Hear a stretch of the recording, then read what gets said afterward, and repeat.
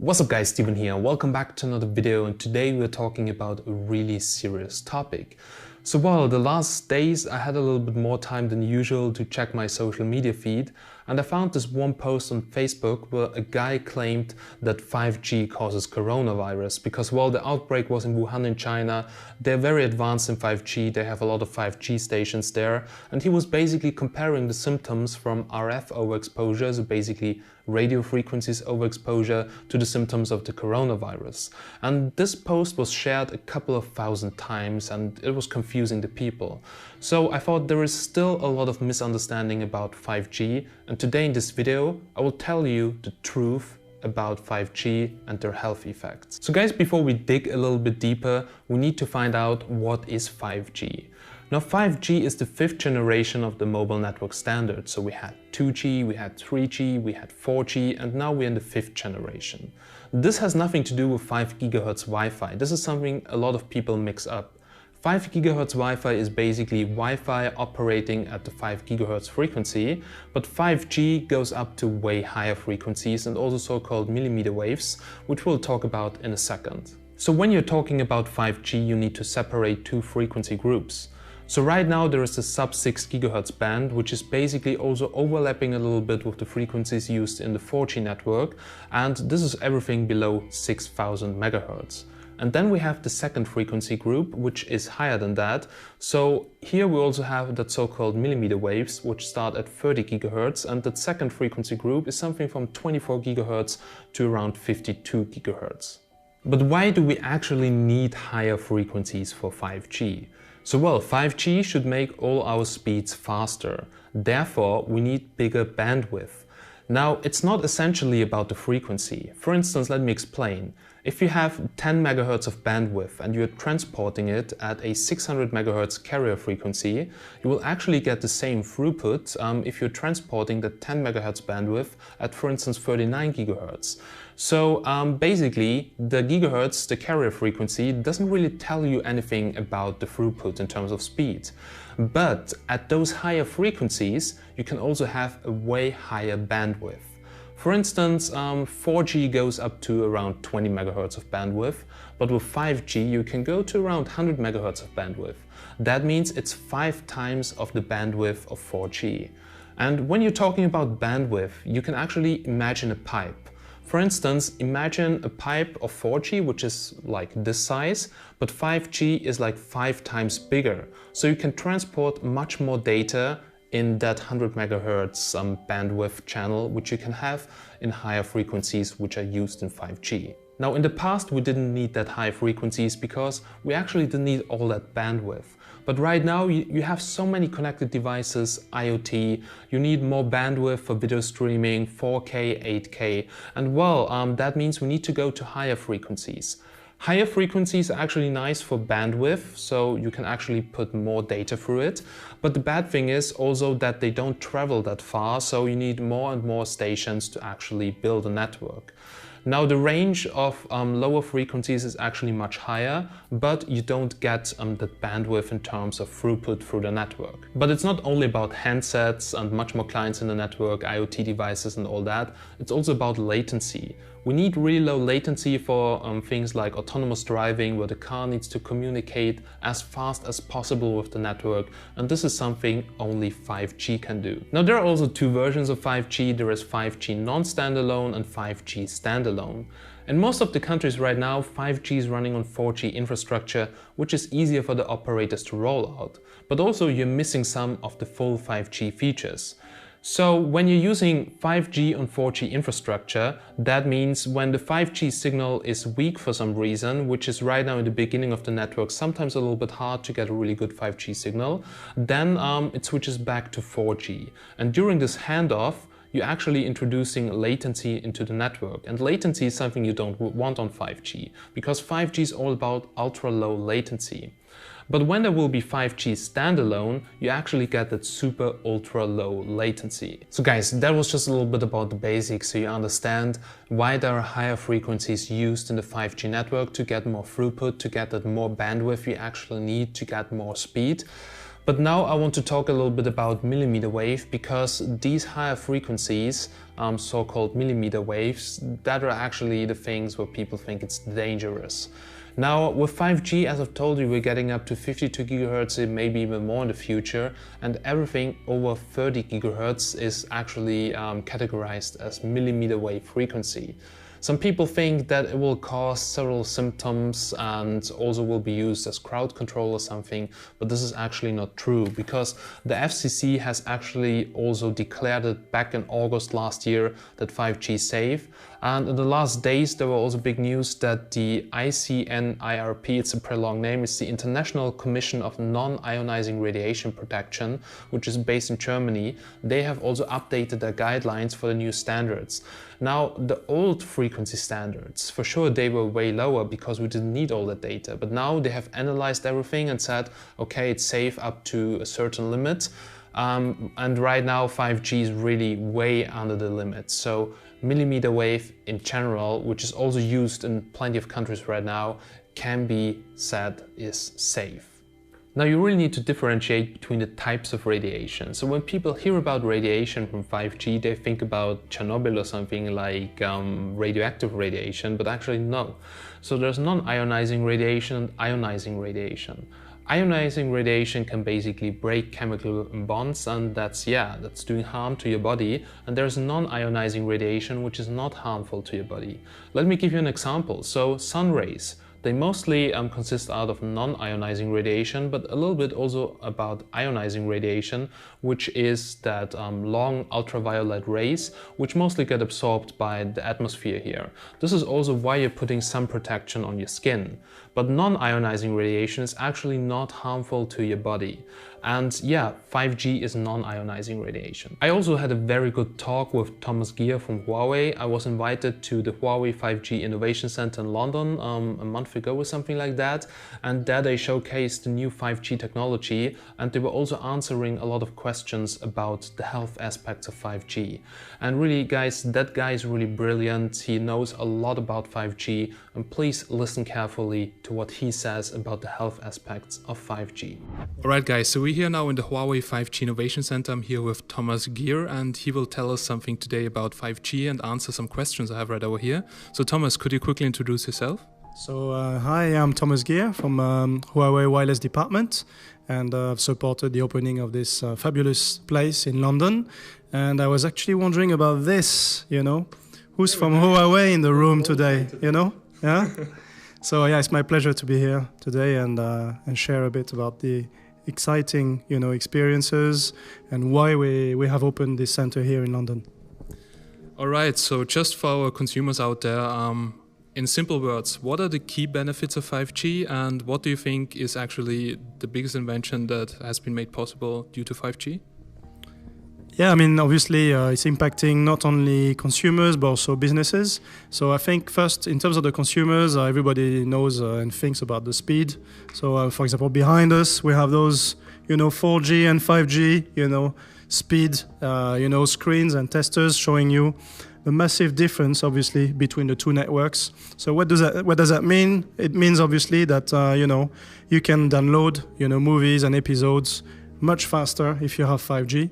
And in today's data-hungry world, that makes a very big difference.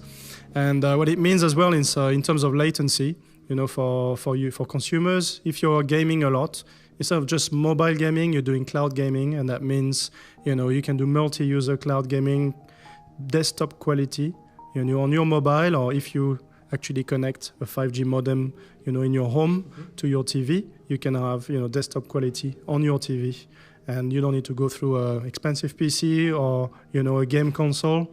It's there, easy to switch on, off, and, you are as happy as Larry, Yes.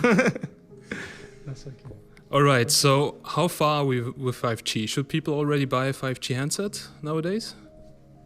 Yeah, I think now we're starting to have the second phase, I would say, of 5G handsets, meaning that you have very expensive ones and, big formats, because people wanted to show what you could do, with 5G, really harnessing the big screens. But there are more and more, lower price levels and mid-range handsets that have been released at the moment. And in terms of Huawei, for us, the good thing about our handsets is that they are multi, 5G band, meaning that you can go on different networks around the world. You might know that already, and they will be compatible with all the types of 5G networks, which I think today people travel a lot, so that's quite important, I think. So if you buy a 5G phone, just check that. I think it's an important feature to check. Yeah. All right, so I heard actually that there are now only 5G phones which are quite big, like the Mate 20X 5G. This is probably because the 5G chipsets right now, they dissipate a lot of heat. Is it true? I think that might have been true at the beginning, but the chipset is actually being improved all the time, and the Mate 30 Pro that has been released on some markets is proving that you can have a smaller form factor, and you can have heat which is comparable to 4G phones, and there's a lot of heat dissipation, technologies have been worked on, and I know Huawei through its R&D is just not about building 5G networks, but it's also solving those problems. So I think those have been solved almost already. So that's pretty good news. Yeah. Okay, so some question I've received is why will the 5G latency be lower when actually the whole processing of most of the things where 5G is used for will be done in the cloud? No, actually, it's about the whole infrastructure of the network. So 5G is enabling better antenna systems, but also you have what we call at the moment 4G is the base of the network, but you have network upgrade, and that's actually enabling a lot lower latency. Already, latency is lower, so maybe with 4G it was 20 to 30 to 40 milliseconds, and that's noticeable. But my background is in VR the last few years, so I know that latency is very important. If you're under 15 milliseconds in a VR headset, you will not see the difference, and you turn your head. If you're over that, you will start to get, sick and motion sickness. So it's very important, and actually you get this sub 20, sub 15, latency already with today's 5G version 1 networks. So I think it's a big deal, yeah. So when people talk about 5G, they already think about radiation. How dangerous is 5G, or is it not dangerous at all? Yeah, I mean, that's a funny subject. Obviously, we've seen lots of, naysayers distributing leaflets on, trains, etc. I think it's just people that every time there is a technology wave, or something to talk about, they will just become, those kind of activists. But actually, a lot of tests have been done from a lot of neutral, organizations. And, 5G has less radiation, than a microwave, a phone, and actually 5G is consuming 90% less energy in terms of the antennas than 4G antennas. So why would it be more of a health risk than before? It's not true at all, and there's a lot of evidence around this. You can look at the GSMA website, which is one of the key organizations. There will be some reports from key health organizations coming out soon. And I think it's people need to actually look on most of the mobile operators' websites as well, actually producing research about this, and people will see that it's actually better than 4G. So it's not an issue at all as far as I'm concerned. Yeah. So there was this graphics which we have seen before, and it says basically that the 5G radiation, let's call it radiation, after 40 meters, it's like very, very low. But the radiation right next to the antenna is probably very, very high then. So how do you make sure that this is not affecting any people near that? Will there be regulations where to place the antennas or something like that? Because for 5G you need a lot of antennas. Yeah, I mean, there's a lot of existing regulation around antennas, and it's always been the case that's the reason why you see them on the top of very high masts, on the top of buildings, and only engineers, are allowed to actually carry out repairs and maintenance, and they have to switch off the base station first. And basically, the antenna is dangerous probably within 1 or 2 or 3 meters, depending, of the power that is actually being set up at. But even some TV programs have been covering this, and you can see that radiation is only really if you're standing in the front of an industrial level antennas. if really, it has nothing to do with consumers and the people like you and me that are walking in the street. And more antennas, that would mean more antennas as well within those health and safety regulations. So they will be put as well, on the top of buildings and other structures, so they are safe, for everyone. All right, so that's regarding the safety. There are a few countries that are pretty far with their 5G network, like Korea, for instance. When do you think will be Europe on the same level? Yeah, so I guess you mean the end-to-end, 5G network, so that you can get gigabit speeds. Yeah, so obviously here we are in older infrastructures, countries that had telecom infrastructure from the beginning. So there's more things to upgrade. There are also more mobile operators. And I think it's already happening, because there is demand for specific use cases such as stadiums.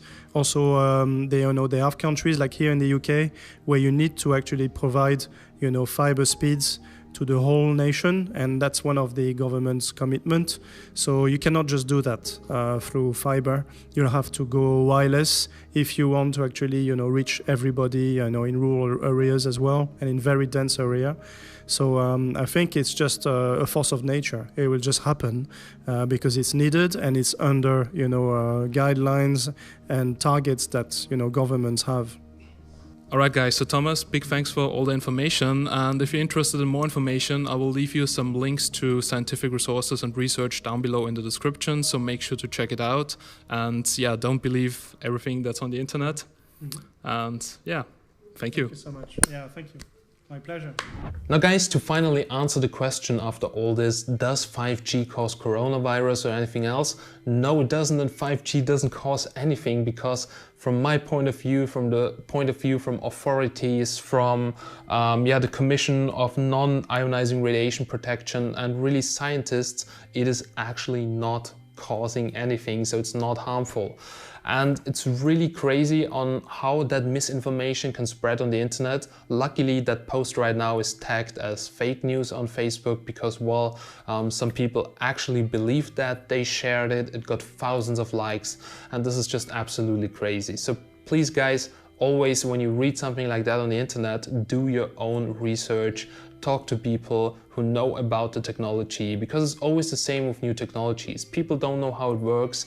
They probably scared about it because they don't fully understand it. Then they start to Google it, and when you Google something, you should never do that, especially when you're sick or something like that, because you will always find a website saying what you entered into Google, because this is the purpose of Google. You're searching for something, you will find something that is exactly that. And if you're Googling that 5G causes cancer, you will find a website saying 5G causes cancer, and then you're already in that information bubble, and yeah, you will go crazy. But actually, after doing so much research, I was on so many events from companies. They also had scientists there explaining everything. And also here in Austria, I was on a trip with Magenta, and I basically bought an EMF meter, so electromagnetic fields, and I was testing it. And near the 5G station, there was actually less radiation, if you say like that, than in my home next to the router, because the 5G station is very high up in the air. And when a signal travels in the air, it actually loses strength after the distance traveled, and it gets weaker, weaker and weaker. And actually the most radiation is directly from the smartphone in your pocket, and you're putting the smartphone directly to your head. So this is what's causing the radiation coming to your head, and not the 5G station. And actually with 5G you have more stations, and that means you have a better signal overall to your smartphone. And when the signal to your smartphone is better, the smartphone doesn't need to transmit that much power, and that means also you have less radiation on your smartphone because it doesn't need to transmit that much power to get a better signal. So overall, 5G, from my point of view, will have less radiation than right now. For sure, we'll have those higher frequencies, which are not that well studied, but yeah, from my point of view, to be honest, and I don't want to say that I'm a scientist or something, I really think it is safe. And also many authorities right now, they have tested it, they have checked the results.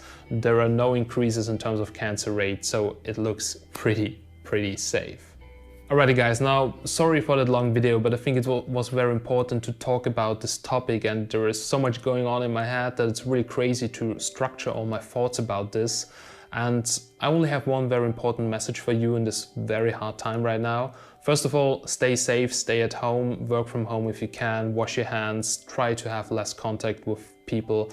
But the most important message right now is, especially also for 5G, stop believing fake news on the internet. Only read news from verified sources and stop Googling negative things, because then you will get into that negative filter bubble. This is basically also why Trump is president right now. The power of social media, fake news spread really fast, and stick to sources from authorities, scientists and something like that. And yeah, most important thing, don't panic, stay cool.